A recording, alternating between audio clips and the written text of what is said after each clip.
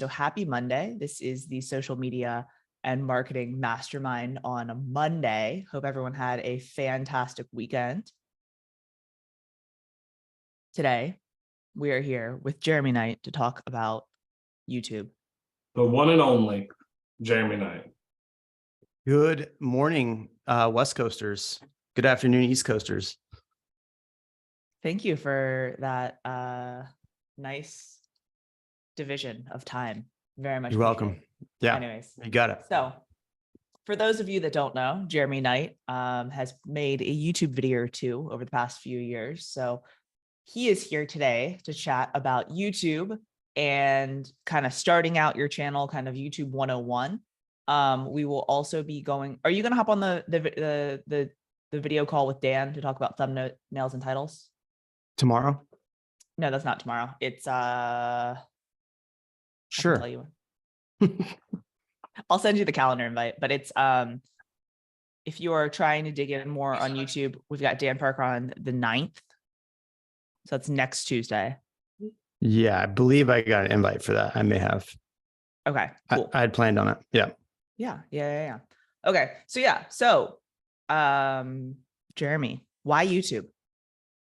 Well, the one thing I think it's really important for all of us to sit back and look at is that if we're going to spend all the time and energy putting out content, whether it's short content, long content, we want it to sit and be searchable, and we want it to be found.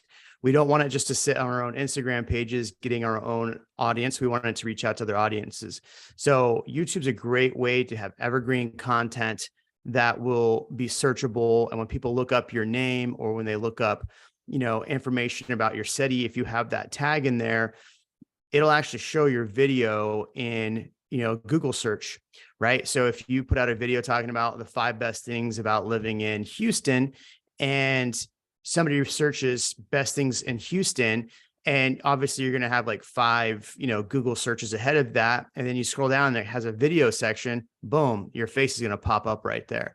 If people are on YouTube and the algorithm starts doing its thing and people just start to look at Houston, they'll click on your videos. And so really YouTube is a free tool to actually get you in front of a larger audience.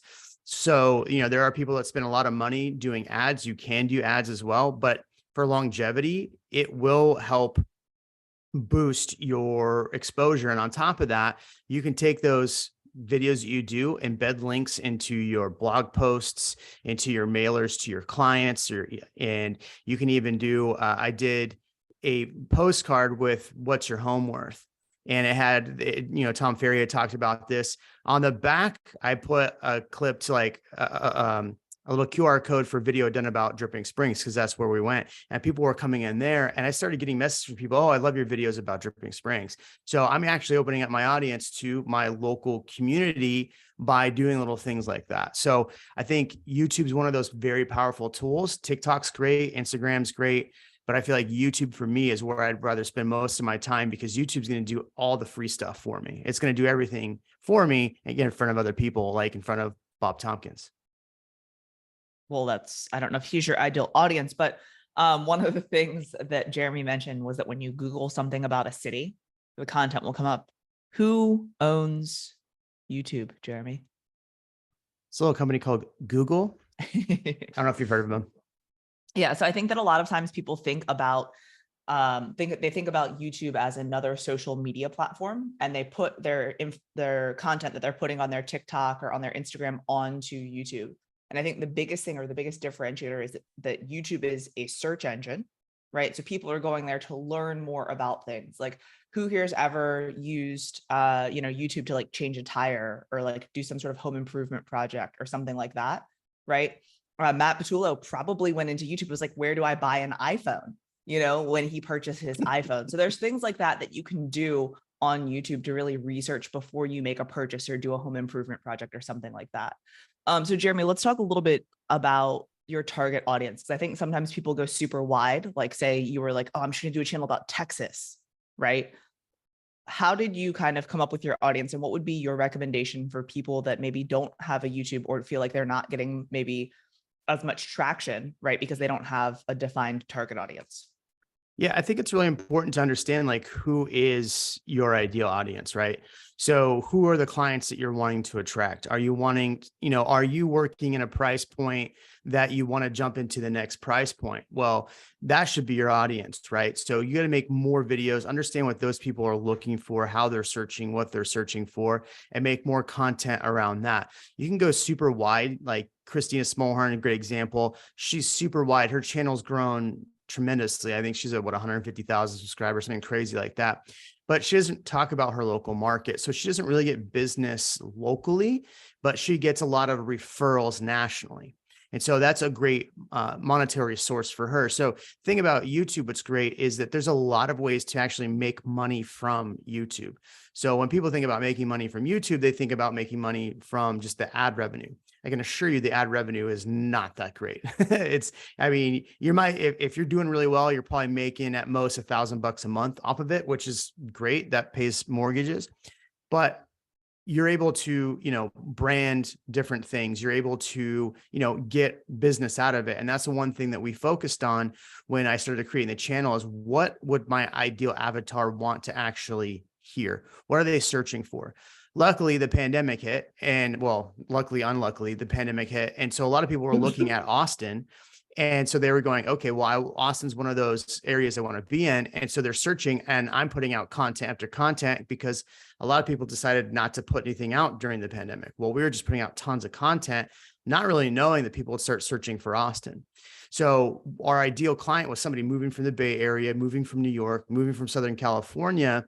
And that's where we made content around. And my phone rang and rang and rang and rang and rang. And we've done really, really well since then. So I would just figure out, okay, if you're going after sellers, if you're going after luxury market, if you're going after, farm and ranch, like what content are those people actually searching for? There's ways to do that. There's somebody can probably say the name of it before I can, but there's a answerthepublic.com. You can go on there and you can just like type in your city and it'll give you all like the top search terms for your city. Or if you just type in, like I did this the other day, Austin real estate, and I looked at the best, there's like a wheel and it tells you all the different like things people are searching for.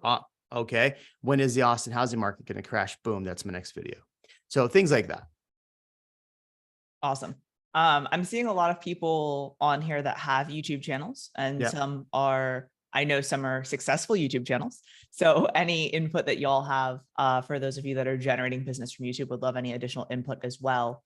From people that are in the audience too. What are some, I guess, mistakes that people make, Jeremy, when people start a YouTube channel? The biggest one I think is agents. We want views, right? So we want views, we want people on our channel. So we start putting our channel in front of everybody we can, trying to get everyone we can subscribed. The challenge is if you're making your YouTube channel for a specific audience, but now you're sending it out to people that aren't your specific audience, you're not going to grow. Now, the thing is like everybody talks about how great a viral TikTok did, how great a viral YouTube video did, how great a viral Instagram video did.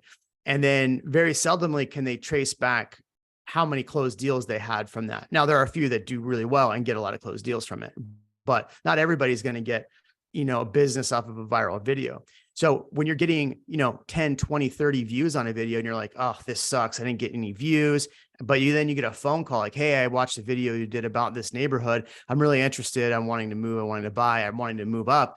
Then it makes it worth it. So I think instead of chasing views, chase your audience. So chase your audience is a big example. So I see agents that'll take their video link and then they'll place it all over the place, right? They'll place it on Facebook, YouTube, wherever, or not YouTube, but Facebook. And then they'll take it and send it to their friends. Hey, subscribe. Well, they're not necessarily your audience. So let YouTube do what YouTube does and let it figure out where to put your videos. Or, the easiest way to do that is to start sending your videos to your past clients. Like, hey, you bought with me. I have this YouTube channel out, and you put it into one of your monthly newsletters, right? Like, hey, this is the video that we did, and let them choose to subscribe. So the biggest mistake I see agents doing is trying to get people who aren't their ideal client to subscribe. If you were to send a link to a past client, would you send it to a direct video? Would you send it to your channel? How would you direct them to your content? Yeah, on I would YouTube? absolutely send it to my channel first. So I would say, if like I was going to send Matt like a video, I would probably send Matt like a clip of a video, like, hey, what do you think about this clip from the full video? Right. And then let him decide if he wants to watch the full video. So here's the full video. It's on my channel. Here's the link to my channel. Well, like Matt will click on my channel. He'll absolutely look for iPhone videos on there, but they're not on that channel. I can guarantee you. So he'll go to my channel and then sort through, and maybe none of my content's for him. He's in the Bay Area. I'm in Austin. Maybe we have a lot in common. He wants to see like, hey, my Bay Area clients want to see what homes are worth in Austin. So he might be interested. So let him find the video that actually fits him. And then YouTube will start recommending more of those videos on my channel to him. And so he'll actually start organically watching more of my content versus being force fed my content. Okay, so again, you want to send them the channel link. If you're going to send them any sort of link, I don't want to send you a direct video to be like, hey, watch this. Right. Now, if you're doing, if you're sending out to your past clients and you're doing like a monthly newsletter, that's probably okay because those people will watch it. But what you don't want to do is take a video about Austin, dump it into a, referral group like, hey, I'm the top Austin realtor.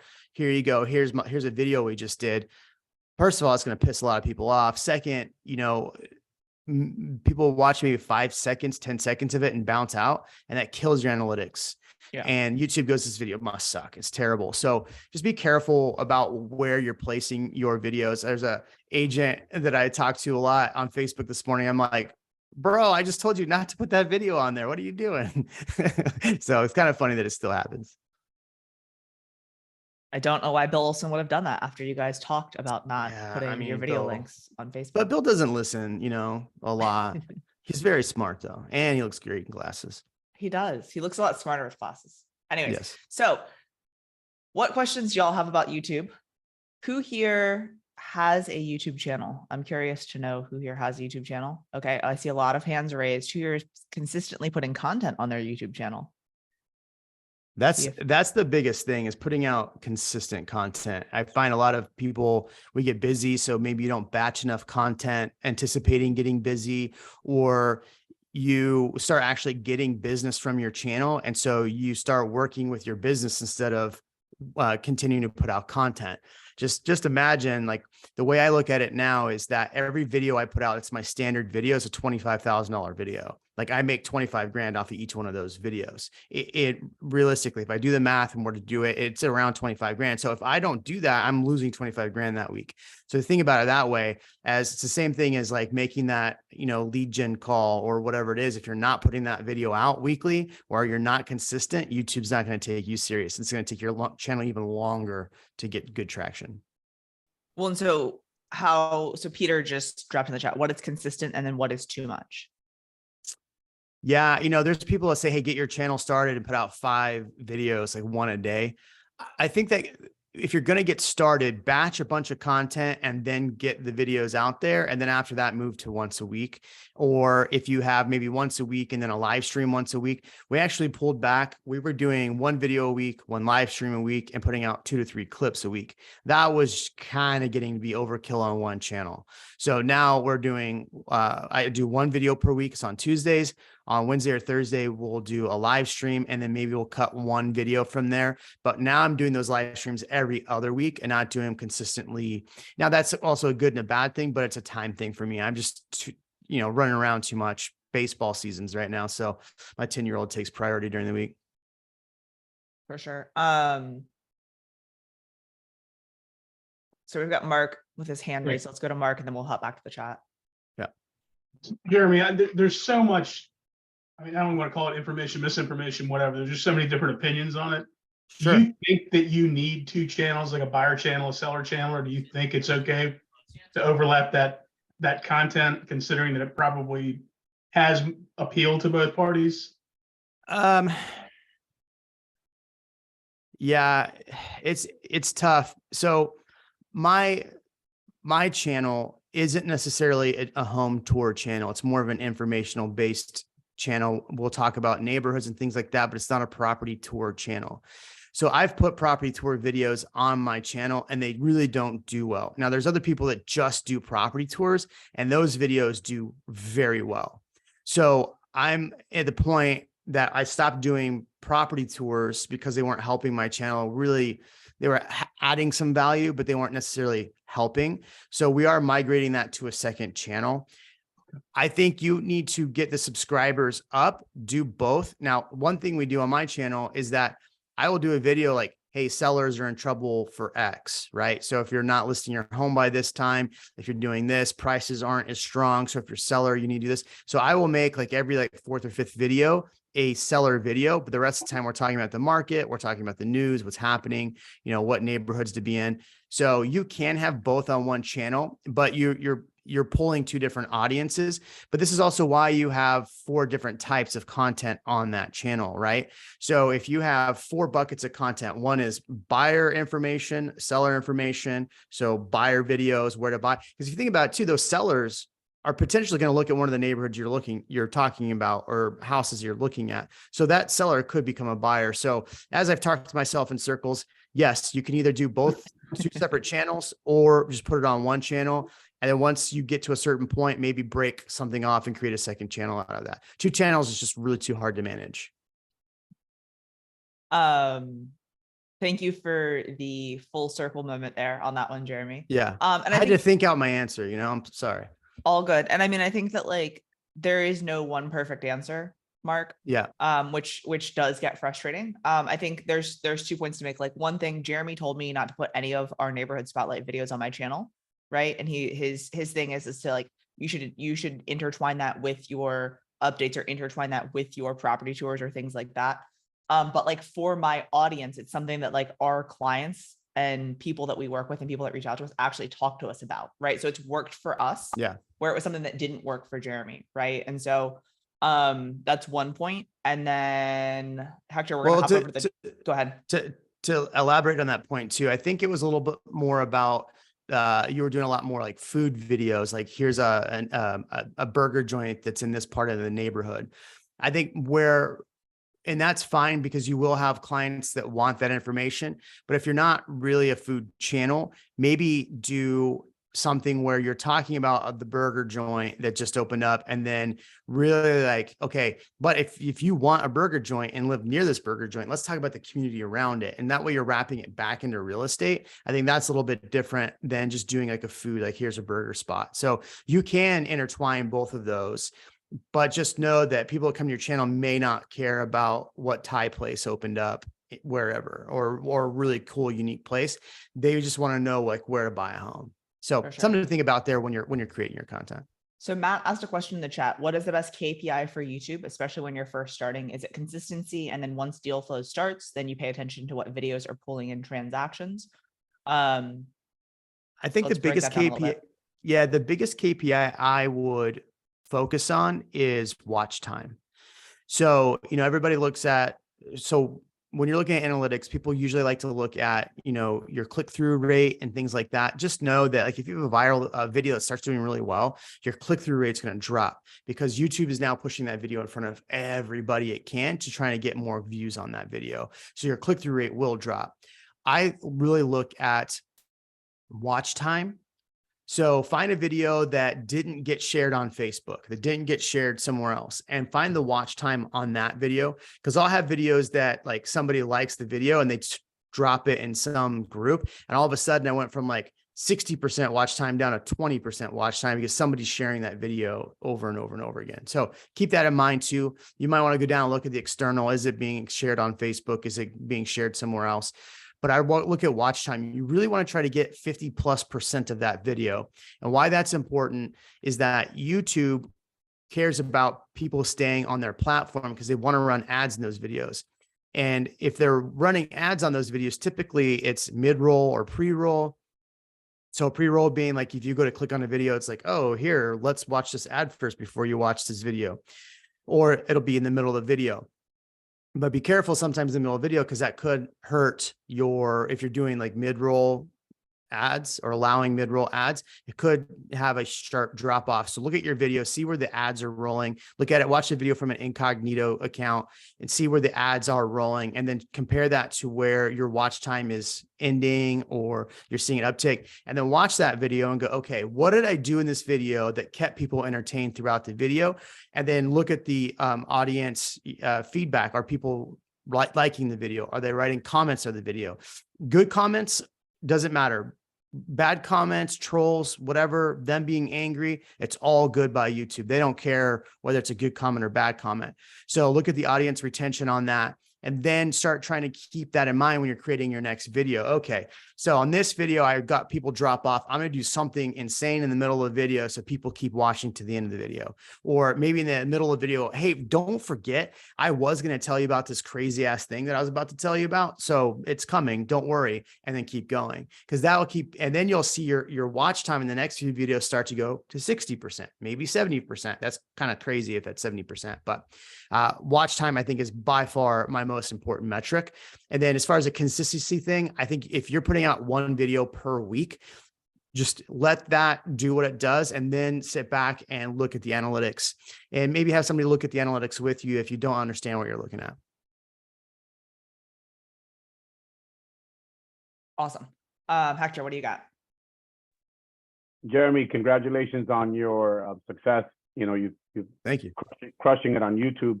In the last 12 months, what have you done specifically that you think has helped you springboard to where you are right now?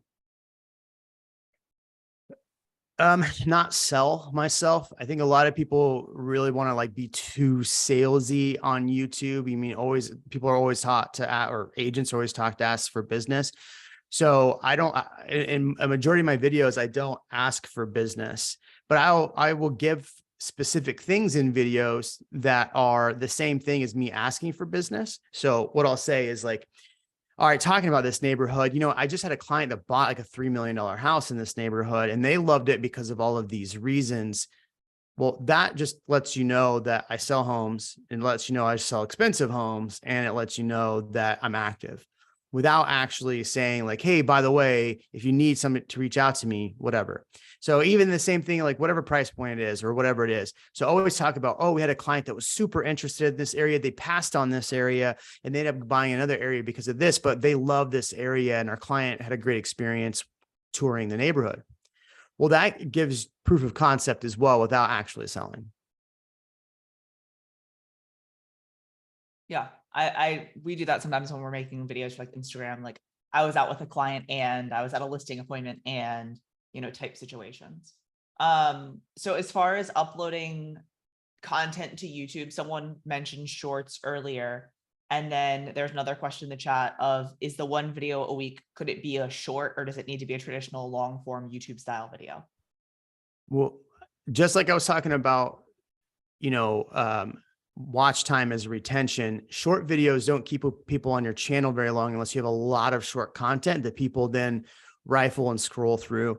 But if you think about it, if they watch 10 videos that are 30 seconds long versus one 10-minute video, and they watch a majority of that 10-minute video, now you've kept them on that channel probably a little bit longer than watching maybe 10, 30-second videos. So I would get a long video on there and then maybe cut that into a few different clips and use that as your short form content until you can get really consistent. I wouldn't overdo the short content to start, because if people don't know who you are and they just go to your short content, they may not want to watch your full long form content. And the whole point of creating all this is to build trust. 100% it should be building trust.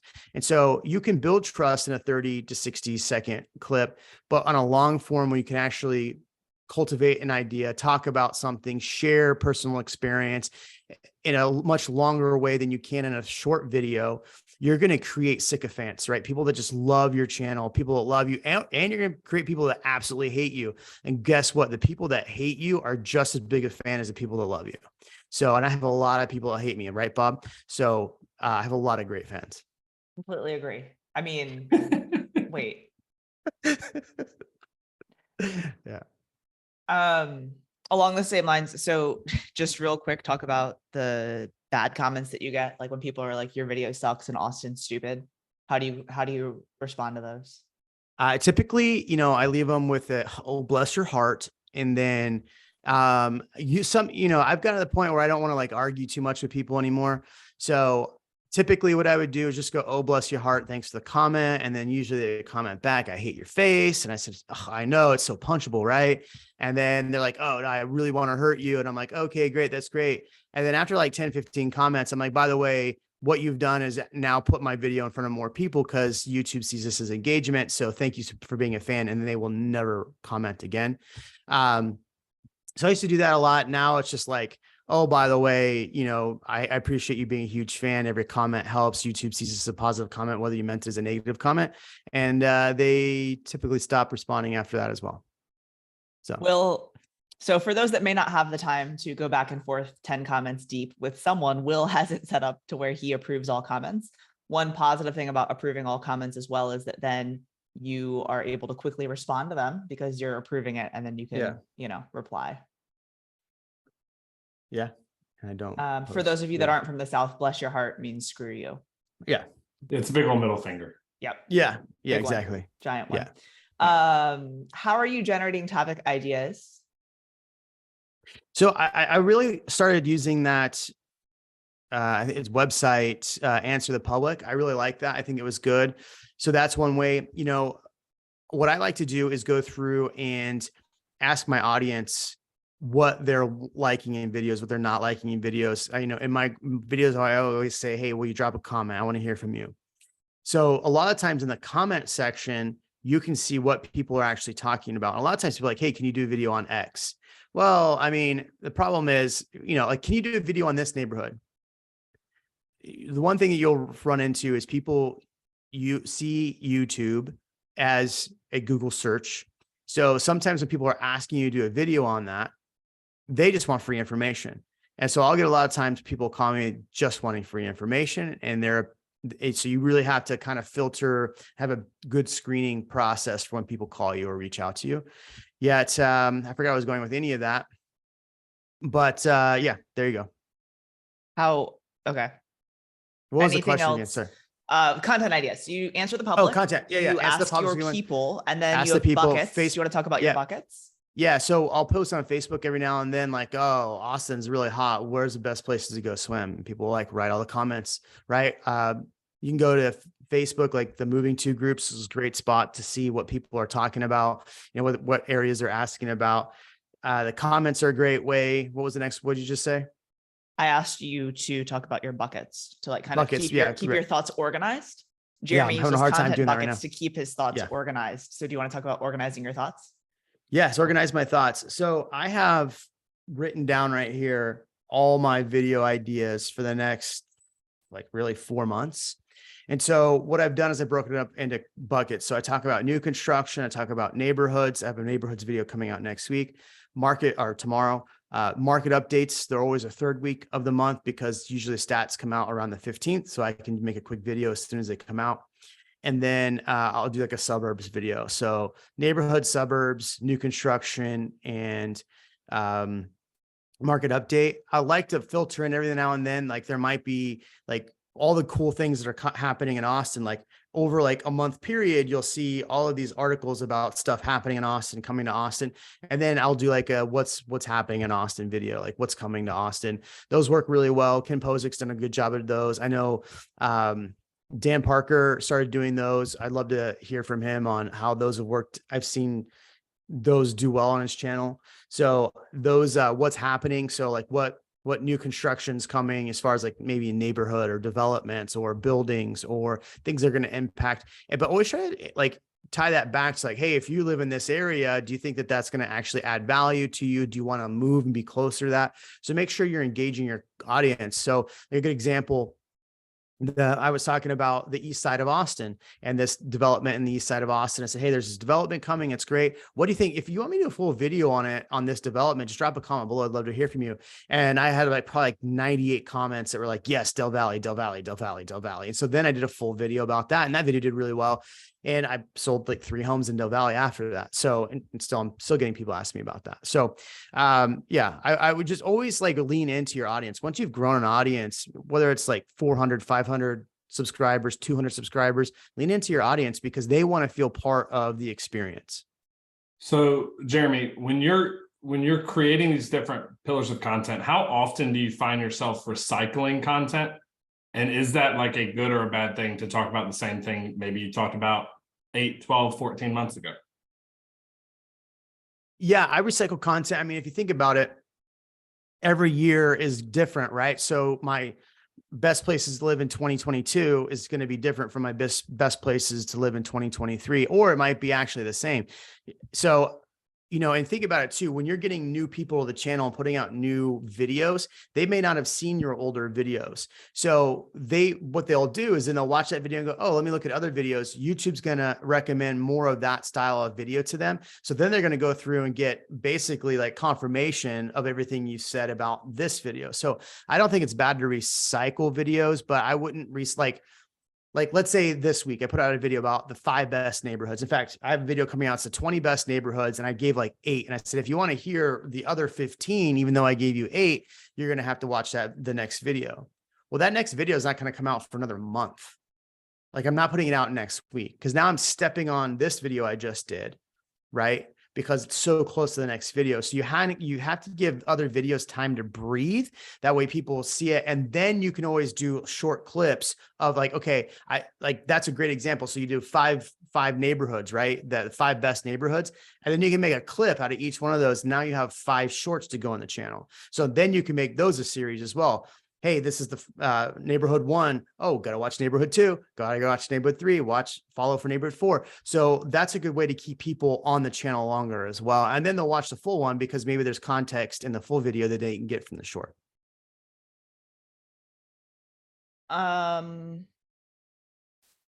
right. So can you talk about using the local news for your videos?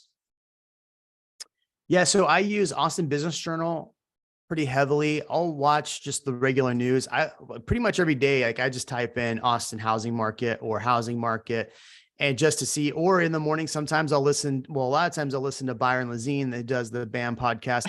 And he does a very good job at his 8:30 Central time, where he talks about like what's happening. It's very like agent driven, like here's the information, but a lot of the stuff he talks about, you could immediately right after that create a short video. Hey, in the BAM podcast today, they talked about this. Here's what I think, so that's great. I think it's a great idea if you just follow and watch that. But I read the Austin Business Journal every single day. I look up, pretty much part of my morning routine is looking at to see what's happening in the news as far as like, did Zillow put out a prediction? In fact, I did a video a week ago talking about Zillow predictions for Austin. Well, and I think too, what I really like what you do, Jeremy, I'm going to give you one compliment today, is you'll take a national article and say, hey, this is what's happening, but this is what's actually happening here in Austin, Texas. And then he digs into what's going on in Austin. Right. And so that's where like the BAM podcast or things like that, like Byron normally goes over, national articles or things like that. And so bringing it super local to your people is helpful as opposed to being like, oh, this is what's happening around the country, because as the housing market in Austin has been up and down over the past few years, and giving that is helpful. So as far as finding a video editor, do you have any recommendations on finding an editor? Yeah, WiseHire is a good spot to do that. You're probably going to pay a little bit more, but you'll probably get a little bit better quality. Video Husky is an option. I've heard of people use Video Husky. I found a college kid that understood what I was doing and really enjoys making my like 8 to 10 minute videos. He really enjoys it. He's got all the B-roll now, so he's in it.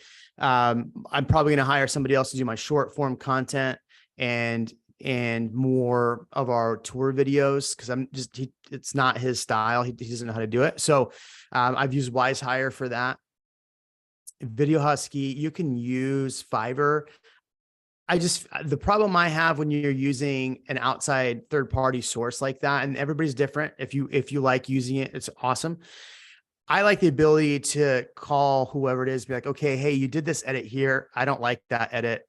You did this here. I don't like that. Hey, on this next video, I want to make sure to add these things to it. And you can go back and forth before the video comes out.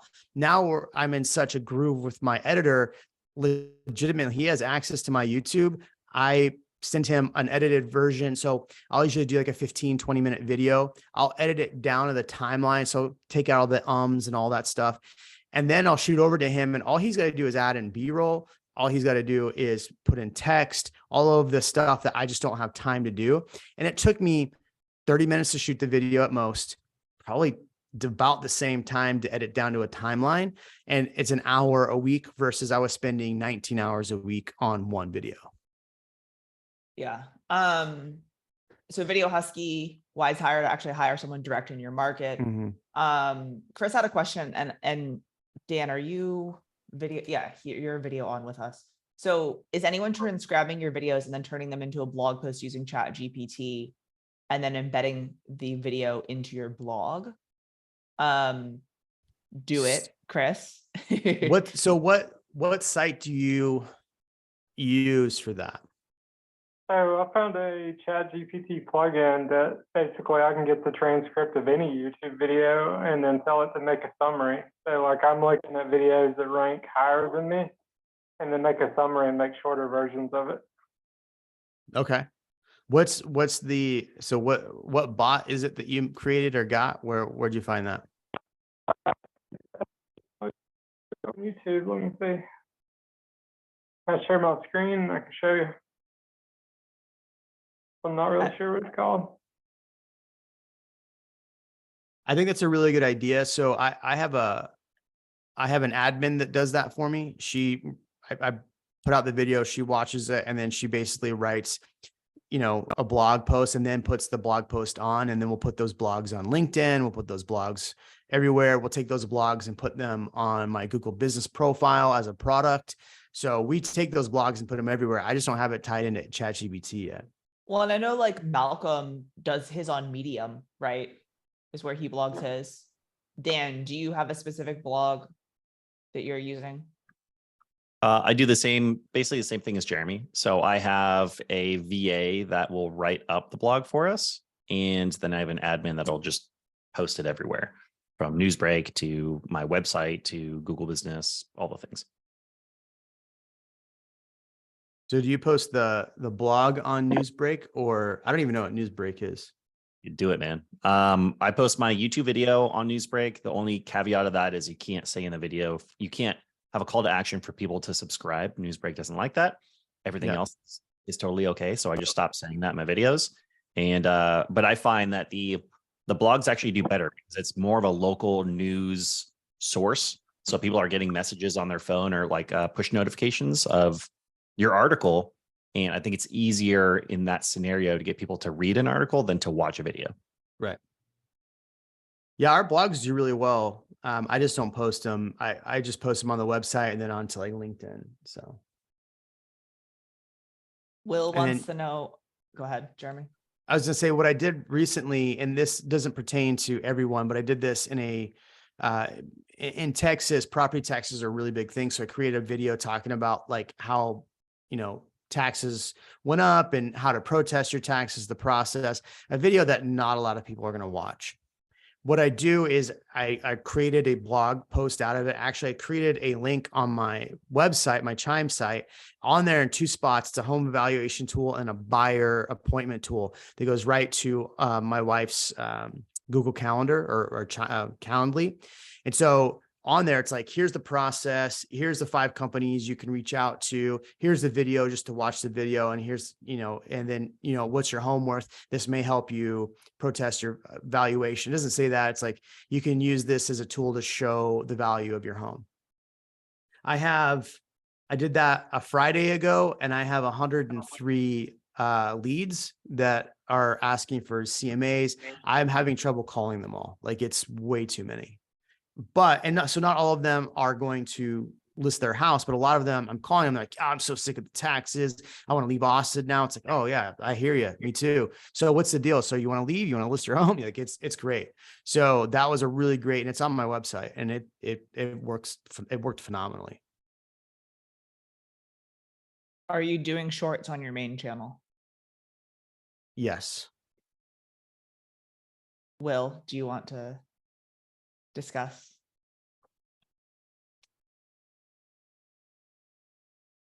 I know Will was having issues. No, I said in a meeting a couple weeks ago, I guess, that I just, because of my demographics, when I tried shorts, it just destroyed my everything about my channel, and it's finally coming back now, but it just killed everything. So I was just curious. Yeah. So I don't think shorts,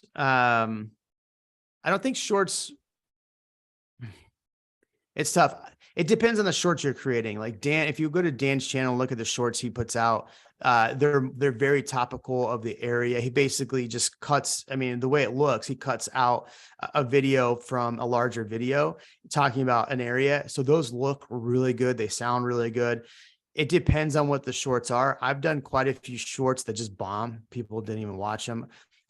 Or I've had, like, I'll put out a short that someone, like, all of a sudden I've like 5 people unsubscribe. I'm like, great, that sucked. Yeah, they do have a way to get a newer audience to you and reach a larger audience, because there is, like, it's very easy now to use the short to get onto YouTube. You scroll down, now there's the short thing, and then you end up getting stuck in a loop watching shorts. The problem I've found with shorts is that if they're not entertaining and more informational based, then you tend to get a lot of dislikes on those. Not that that necessarily matters very much. It's more of a vanity play. But if I look, and I showed you the analytics from all my videos, I'm like 91 to 90% like ratio in all my videos, sometimes 100%. But on my shorts, which are basically like, I did a video talking about, Disney. So I put that short out there and it's like 75% like. So, I don't know if that's a vanity metric, if it actually helps the channel, hurts the channel. I do know that the biggest YouTuber in the world, Mr. Beast, is talking about how he's going all in on shorts, and he's got a lot of short content out there on his channel. So I think you just need to do what's best for your channel. If people don't like shorts, then don't do them on your channel. Maybe make a little bit shorter content. Like what we do is we'll do a whole live stream and we'll cut that into 8 to 10 minute videos, and those work really well. I think one thing to consider too is like, you can see where people are watching, if it's mobile, if it's on a computer, if it's, what device they're watching on. When you're on your phone, now there's the entire tab of shorts, right? So if you have a lot of people that are watching your long form YouTube on mobile, I don't know, Jeremy, do you think that makes sense or not? Like, yeah, if you have high mobile watchers over your regular long form videos, then shorts might convert better. right. I don't know. Yeah, Maybe no, I not. think that, because I watch most of my stuff on my phone. I very seldomly will have YouTube running on my desktop. But what's crazy is I get pictures probably once a couple week, right? Once every other week, where somebody's like, hey, I'm watching your live stream right now. And it literally is, I'm like on their TV in their living room. So, I think the long form content, if you're not doing long form content and just doing short term content, after a while, you'll probably wonder why you're even on YouTube. I don't think you're going to get that much business out of it. Now, I could be completely wrong, and I've been wrong before, but I don't know too many agents that have just been doing shorts and crushing it on YouTube. Chris Benjamin is one. We did a channel audit for him a while ago, and his stuff is just nothing but short content. And it's fine, but his channel, he's like, my channel's not growing, but Instagram, TikTok, I'm growing like crazy. Well, YouTube really is set up more for longer form content. The shorts are now just a play to fight with Instagram and TikTok. Well, and I'm not going to dig into his channel. No, I was just say, just kind of off that, my skepticism to shorts is that they're not, people aren't searching them out. Like, it's the algorithm just putting it on their phone, 100%. As opposed to everything with long form is based in the browse. It's based in search history. So it's reaching people that are looking for that content, as opposed to people that are just stumbling upon it. So I think that it produces two very different results. And that's why I think it's really good if you're cutting part of a longer video that you did, because and tell me if you've done this, Bob, where like you're dead scrolling on YouTube and then you'll find like, some comedians talking about something, and you find that funny and you're like, all right, I could tell this was on a longer podcast. Let me go find that podcast and watch the full podcast. Yeah, I do that all the time. Yeah. So that's where like maybe not creating a short just to create a short, but creating a clipped down version of a longer video that's like super, for lack of better words, clickbaity, right? So if a video that'll stop somebody, I think that would be better than just putting out a short to put out a short to put out content. I like it. And I think that having, if you do talking head style videos like Jeremy does on YouTube, putting a TikTok style, video on as a short, I would say is completely not what you should be doing. What would be your top 2 tips that you would recommend for an agent who has no channel and is starting from scratch? Oh man, I was reading the comment over here. I got 1.5K subscribers since the fall via shorts, but I haven't gotten any leads from it. I don't think they're locals. Well, not being locals is good because if they're moving there, but yeah, people will probably just are entertained by your content, maybe not searching. So that's probably another reason to put out long form. So Kinsley, I think, wrote that. So what was the question? Sorry, I was reading that as you said that. I saw that. Are you ready for it? Yeah, good. Awesome. What would be the top 2 tips that you would recommend for an agent that's just starting out with no channel and is starting from scratch? I would sit down and figure out, number one, who you're making content for. That would be the biggest tip I could give you. Just figure out who, like, look at your past client base, look who's reached out to you, look who you've worked with, and figure out where you want to go with your content from there. And then 2, don't overthink the content part of it. Just start doing it, because everybody thinks that you have to have super beautiful, clean, high production quality content. The reality is that sometimes just the regular walking around showing a property on an iPhone will get you more views and more business than a super high dollar produced content. So I would say, number 1, figure out who the client base you're going through. Number 2, don't overthink the content. Don't overthink the quality of the content, I guess. Now, make the content good, right? You want to make sure whatever you're talking about, it's informative or you sound competent. Because if you get on there and you sound like you have no idea what you're talking about and you're just trying to get business, people will see right through that. The quality of what you're saying of the content should be Correct. good, but if it doesn't need to be like, Highly this produced huge production. Yeah. I like on one of my best performing video, I had a VA that put B-roll in and they used like something from like Amsterdam or some random city of like a free B-roll site. So people comment that all the time. They're like, it's not even Houston. I'm like, well, glad you watched my video for 10 minutes. Do you post right away or did you load up 4 to 5 videos before starting to post? Do I post right away or load up 4 to 5? Like, did you have batched content when you first started? You had a couple weeks in the hopper? Yeah. So what I did with our tour videos that worked out really well is that I met with a videographer. We walked around a new construction neighborhood. I cut a whole video about the neighborhood, what you were going to get in the neighborhood, all the stuff around the neighborhood, why you'd want to be there. And then what we did was we cut like 4 or 5 like property tour videos. Those now I've got them loaded up. I'm going to start putting those out week over week over week. You can batch content. It's like the way I do it is hard to kind of batch content unless I'm doing it that way and just doing property tour videos. So you can batch content. I highly recommend that you try to do that the best you can.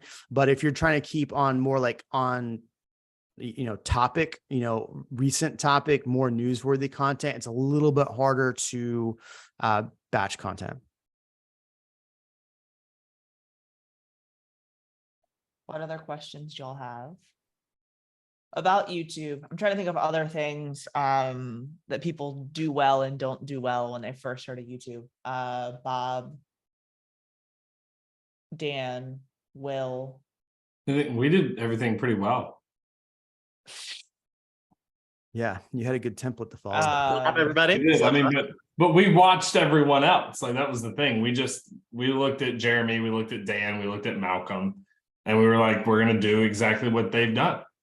So it's not, instead of trying to overthink it or do something incredibly unique to us, there's a roadmap that's already there. Yeah. Well, good I'll job following. just add in on that don't overthink it. Like just put in the work. The consistency is going to help you get better. Don't worry too much about what equipment do you need or what cameras do you need or can you afford the equipment or like spend so much time on SEO and keyword research. Like just get started. The content, the videos, everything is going to get better over time. And your best asset is just putting in the work and thinking about getting better every time.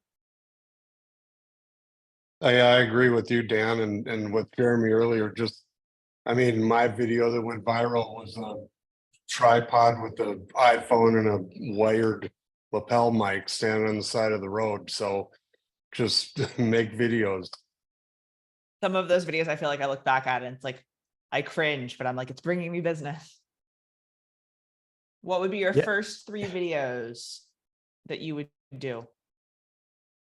You know, again, you have to look at what your audience is. So if your audience is just going to look at like if your audience is going to be luxury property tours, you're good to go. Just start rolling. If I had to start my channel again, I would start with how I started in late 2019. Because keep in mind, I had a channel for a while that was going nowhere and I didn't know why. But I started the content going, I started the content with what you must know before moving to Austin.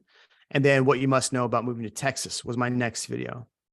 And both of those videos finally like broke the crap with my channel where I wasn't going anywhere. And so I would do what people need to expect. A lot of people are doing those pros and cons videos. I would refrain from doing something called pros and cons, but I would give people more like what to really expect. So title that how you will. I would create really good titles around that. And I would do what they really should expect when they come there. Because the more you're honest with people, the more they're going to respect you, the more they're going to want to actually like work with you as an agent, as their agent. So I would do content that just builds rapport with your audience. When did you start YouTube? I started YouTube about 5 years ago, but so I was putting out content that really was just dumb. I was making content for realtors. Really, I was like real estate dad jokes videos, lame property tour videos. Not that property tours are lame, just mine were lame. Yeah, I was saying that's just, I was trying to figure it out myself and I wasn't doing it very well. In late 2019, literally December 2019, I changed my content completely to 4 buckets, stay in the 4 different realms of the buckets and just keep repeating month over month. And shortly after that, it started building quickly. And so it was a slow burn to get to 1,000 subscribers, but I hit 2,000 subscribers in a fraction of the time it took me to hit 1,000. So, and then once you hit 1,000 subscribers, people really start to take you a little more serious. And so you'll see faster growth. Plus at 1,000 subscribers and 4,000 watch hours, you're able to get monetized. So YouTube's going to want to put your videos out and in front of people. So they're going to even help you even more. So it's the same thing as like when you're trying to get business in real estate, it takes, you're not going to have just like, oh, I got a $2 million property just because I got my license. It doesn't happen that way. I mean, it could, but it doesn't happen that way generally. Yeah. Don't sell real estate. Tell people at the area. That's what they're looking for. What's the Dollar Tree broke agent media? That was you making content for agents, Oh. according to Ray. Oh yeah, Ray's mean sometimes. I love how like Ray hasn't contributed to the conversation, and that's his one contribution for the day. Is like in the final minutes of the call, he's like, "I'm just gonna come in and make fun of Jeremy." Oh, there's a handsome beast. Hey man, good to see you. I'm just taking notes on everything you said. So, oh, nice. So Autumn, as far as finding a videographer, I would recommend, as Jeremy said earlier, Wise Hire is a good place. Hector found one at a local college. I think Jeremy's is a college student. Yeah, local college student. So, as they become more experienced, or, if you go for someone that is, an event videographer, a wedding videographer, something like that, they're generally going to charge a lot more. I think the other thing to keep in mind is also that they often will not necessarily have the same vision, right? And so if you have like someone that's in school still, or a recent graduate or something like that, like, or knows YouTube and knows how to edit for YouTube, I think that that's important. Because I think Lindsay's brought this up a lot, of like, her editor at first was trying to make this like, these crazy edits, and she's like, no, this is what I need, kind of thing. Yeah. Again, too, it's like, as you develop your channel, get crazier with it, right? But first of all, just get content out. Like, it doesn't have to be super spectacular, because the reality is you're going to sit back and going, oh my God, no matter what you do, even if you did a really, really high budget video, you're going to look probably back at it and go, oh, that was terrible. Yeah. Even though it was a high dollar paid video. And so just real quick, since we have a few minutes left, next Tuesday, Dan and Jeremy, but Dan will be talking about thumbnails and titles. So if YouTube is something that is interesting to you and you want to make it part of your business, I would recommend coming on next Tuesday. And then on the 31st, May 31st, Lindsay and Dan and maybe Trey are going to be talking about their production process, right? And so what they're doing to keep their content ideas organized, how to find, like, some of these questions, finding a videographer, finding editors, different sources for that. And all three of them have different styles, because some of them shoot in studio, some shoot on location, some use a videographer. At one point, they've all been shooting themselves, or I guess Lindsay never did, but shooting themselves, right? Like they were doing all of the things, and now they've outsourced it out. So dropping the link for that in the chat, or feel free to DM me as well. Jeremy, any final YouTube thoughts for the people? Yeah, have fun. Enjoy the trolls. They're great. And just remember, you can't troll a troll. So if you troll them back, you're not going to get trolled. Yeah, exactly. Yeah. Dan Parker had a good point on there. Upwork for editors. Good job, Dan. Good job, Dan. All right, y'all. Well, thank you all for attending today. Tomorrow, so going complete opposite from long form today, tomorrow at 10 a.m. for Tim's call, Tyler Hassman will be breaking down the short form video tours that he has done so well over the past couple of years. And that'll be a good one to attend if that's something that you are interested in. So tomorrow morning, 10 a.m. Central, Tyler Hassman, short form video tours.